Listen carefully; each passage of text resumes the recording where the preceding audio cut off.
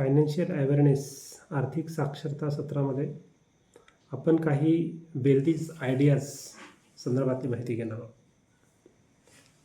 First wealthy ideas आहे creating wealth behaviour like average. जे लोक ॲव्हरेज त्यांचा बिहेवियर असतो, खूप स्मार्ट, म्हणजे मार्केटला अगदी जास्त हे करत नाही,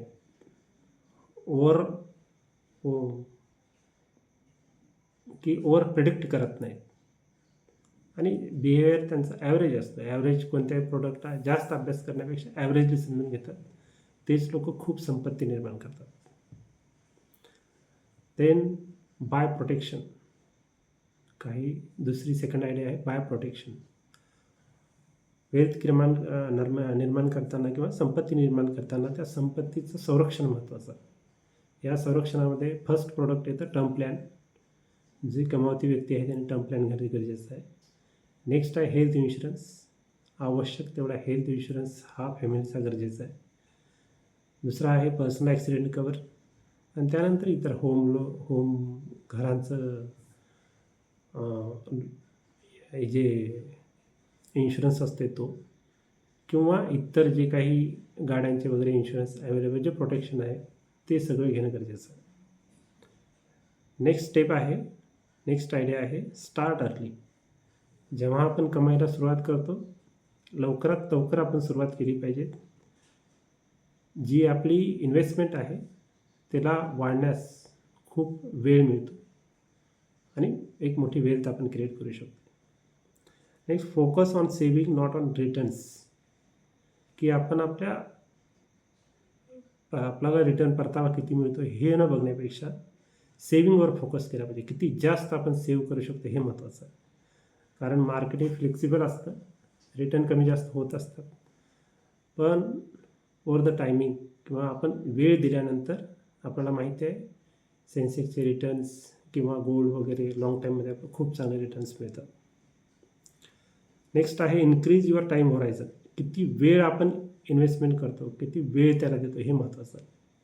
इन्व्हेस्टमेंट करताना इक्विटीमध्ये 10, 15, 20 वर्ष तुम्ही वेळ द्या, गोल्डमध्ये 10, 20 वर्ष वेळ द्या.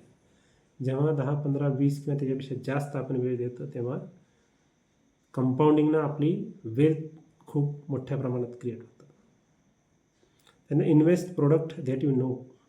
की ज्या प्रोडक्टची आपल्याला माहिती आहे त्याच प्रोडक्टमध्ये गुंतवणूक करायची. ज्या प्रोडक्टमध्ये आपल्याला वाटतं की माहिती नाही या समजत नाही, अशा प्रोडक्टमध्ये कुठल्याही इन्व्हेस्टमेंट करायची नाही. Don't put all eggs in your one basket. की कुठल्याही एकाच प्रोडक्टमध्ये इन्व्हेस्टमेंट करायची.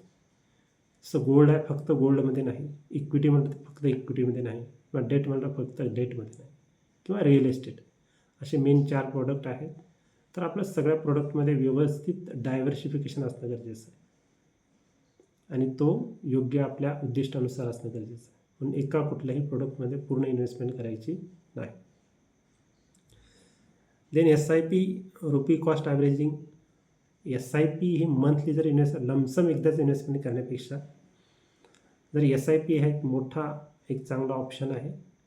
SIP करा, किंवा कुठल्या याच्यामध्ये स्टेप बाय स्टेप इन्व्हेस्टमेंट केली तर खूप चांगले रिटर्न्स आपल्याला मिळू शकतात. एक जपानचं मागे जर उदाहरण बघितलं तर 10-15 वर्षामध्ये इन्व्हेस्टमेंट जर केली, 10 वर्षानंतर त्याच स्टेजला मार्केट होतं, पण SIPचे रिटर्न 8 ते 9% होते. कारण मार्केट फ्लेक्झिबल असले तर आपल्याला SIP खूप चांगले रिटर्न देतं. आणि इंडियामध्ये सेन्सेक्सनं SIPनं मागील 30-40 वर्षामध्ये 15%च्या वर रिटर्न दिलेलं आहे. SIP is a best rupee cost averaging करतं, आणि आपल्याला खूप चांगले रिटर्न्स मिळून देतं. Then don't take bad decision. चुकीचे डिसिजन्स जास्तीत जास्त अवॉइड करणं गरजेचं. जेवढे चांगले निर्णय आपण घेणार तेवढी वेल्थ आपली क्रिएट होणार, आणि जर चुकीचे आर्थिक निर्णय घेत गेला तर आपली वेल्थ डिक्रीज होण्यास सुरुवात होते. तर returns depend on your behaviour.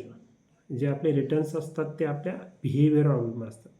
कारण बरेचसे लोक इक्विटीमध्ये इन्व्हेस्टमेंट करतात, पण त्याच्यातले काही लोक खूप चांगले रिटर्न जनरेट करतात, खूप वेल्थ निर्माण करतात, आणि काही लोकांना वेल्थ निर्माण करता येत नाही, कारण ते आपल्या बिहेवियरला मॅनेज करत नाही. मार्केट जेव्हा फॉल होतं, कोलॅप्स होतं, तेव्हा ते बाहेर पडतात आणि मार्केट जेव्हा चांगली रिटर्न देतं तेव्हा ते मार्केटमध्ये एंट्री करतात. तर आपलं बिहेवियर जर मेंटेन ठेवलं तर आपल्याला कुठलंही प्रोडक्ट, इक्विटी असो, गोल्ड असो, डेट असतो किंवा रिअल एस्टेट असतो, त्याच्यामध्ये एक चांगली वेल्थ क्रिएट करता येतं. देन टायमिंग द इन्व्हेस्टमेंटला कधी टायमिंग करायचं नाही. कधी गोल्ड खाली येतं, वर येतं, की स्वस्त झाल्यावर मी घेतो, महाग झाल्यावर विकतो, असं टायमिंग कुठल्याही प्रोडक्टचं न करता रेग्युलरली इन्व्हेस्टमेंट केली तर त्याच्यामध्ये आपण वेल्थ क्रिएट करू शकतो. पॉवर ऑफ कंपाऊंडिंग हे एक आपल्याला माहिती पाहिजे, की जर आपण लॉंग टर्म जर इन्व्हेस्टमेंट केलं, जेवढा जास्त वेळ ठेवेल तेवढं आपलं कंपाऊंडिंगनं वेल्थ वाढत जातं. तर पॉवर ऑफ कंपाऊंडिंग आपल्याला माहिती आहे. तर त्याप्रमाणे जर आपण जेवढा वेळ देणार तेवढी आपली इन्व्हेस्टमेंटची ग्रोथ होते. Then take a advisor. जर बेस्ट इन्व्हेस्टमेंट काय आहे, की योग्य सल्लागाराची निवड करणं. जर आपण आपल्या व्यवसायामध्ये आपल्याला वेळ मिळत नसेल तर योग्य सल्लागाराची निवड घेऊन तो आपला पोर्टफोलिओ व्यवस्थित क्रिएट करणं आणि लॉंग टर्म त्याच्यासोबत थांबणं. Review your investment once in year.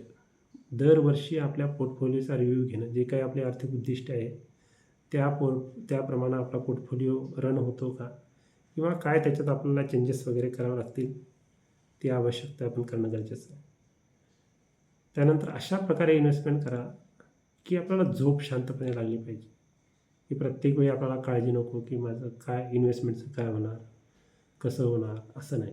Investment अशी पाहिजे की आपल्याला शांतपणे झोप येईल, अशा प्रकारची आपली प्रोडक्ट निवड किंवा ती गुंतवणूक असावी. त्यानंतर एक 4 गोष्टीची कधीच रिस्क घ्यायची नाही. ते म्हणजे फ्रीडम. आपलं स्वातंत्र्य कधीच धोक्यात नाही आलं पाहिजे. नेक्स्ट आहे रेप्युटेशन. आपलं जे रेप्युटेशन आहे ते सुद्धा कधीही धोक्यात न येता कामा नये आपल्या इन्व्हेस्टमेंट स्ट्रॅटेजीनुसार. त्यानंतर आपली फॅमिलीला कुठल्याही प्रकारचा धोका होता का नाही आपल्या इन्व्हेस्टमेंटमुळं. आणि नेक्स्ट आहे हेल्थ. आपली हेल्थ बिघडता कामा नये. ह्या 4 गोष्टीची कधीच रिस्क घ्यायची नाही. आणि this is the idea for wealth creation. Okay, happy investing. Thank you.